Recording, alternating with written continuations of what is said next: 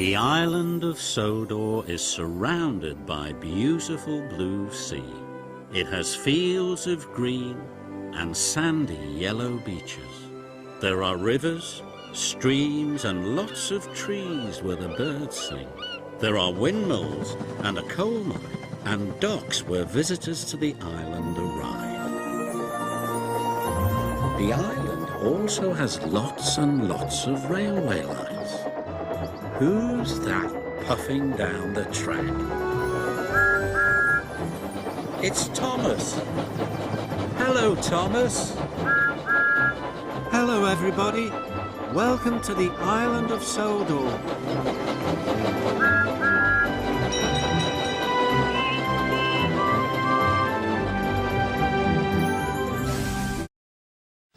Stepney's visit to the Fat Controller's Railway was coming to an end. "We shall miss you," said the Fat Controller. Then he turned his attention to all the other engines. "My railway is very busy and I am pleased with you, but you need help. A diesel is all that's available. Please do your best to avoid any disturbances." "What does that mean?" whispered Duck. "That means this diesel is difficult," snapped James. And he was. The diesel surveyed the shed. "Not bad, I've seen worse. At least you're all clean," he sneered. The engines glared. "It's not your fault, but your controller should scrap you and get engines like me. A fill of oil, a touch on the starter, and I'm off. No bother, no waiting. They have to fuss around you for hours before you're ready." The engines were furious. Next morning, they held an indignation meeting round the turntable. "Disgraceful," mumbled Gordon. "Disgusting," said James. "Despicable," spluttered Henry. "To say such things to us," cried Donald and Douglas. "It's to teach him a lesson we'd be wanting. Now how do we do it?" The chance came sooner than expected. The diesel was purring comfortably. An inspector watched the fitter making final adjustments. The wind tugged at the inspector's hat. The diesel was ready. "Look at me, Duck and Stepney. Now I'll show you something."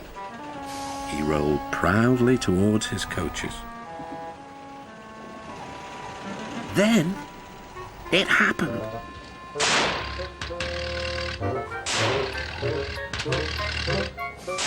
Shaking and spluttering, the diesel stopped.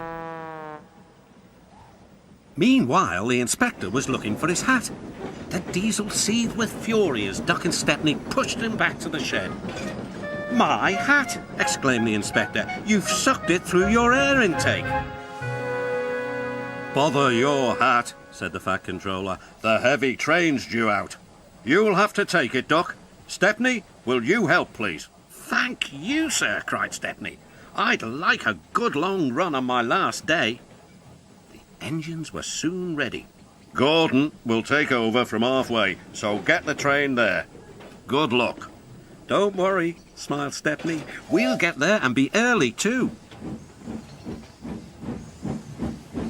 The cavalcade moved carefully over the rails and out to the open line. "Now for a sprint," puffed Stepney. "I'm ready when you are," replied Duck. Soon they were whizzing through Edward Station. And next, they charged at Gordon's Hill beyond. They felt the drag of the heavy coaches here. It was hard work.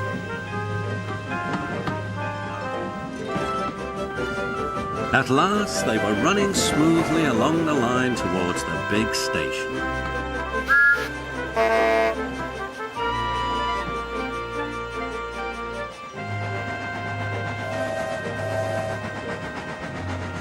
"Hello," said Gordon. "You're early. That's one in the headlamp for old Diesel."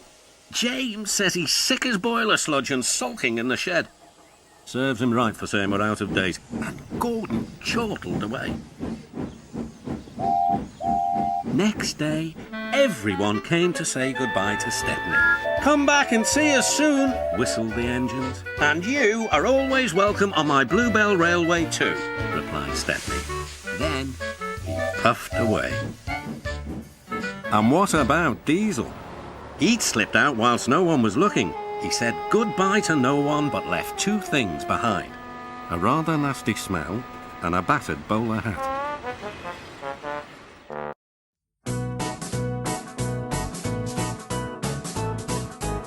They're two, they're four, they're six, they're eight, shunting trucks and hauling freight. Red and green and brown and blue, they're the really useful crew, all with different roles to play. Around Tidmouth sheds or far away, down the hills and round the bends, Thomas and his friends. Thomas, he's the cheeky one, James is vain but lots of fun, Percy owes the mail on time, Gordon thunders down the line, Emily really knows her stuff, Henry toots and hops and puffs, Edward wants to help and share, Toby is wise and square. They're two, they're four,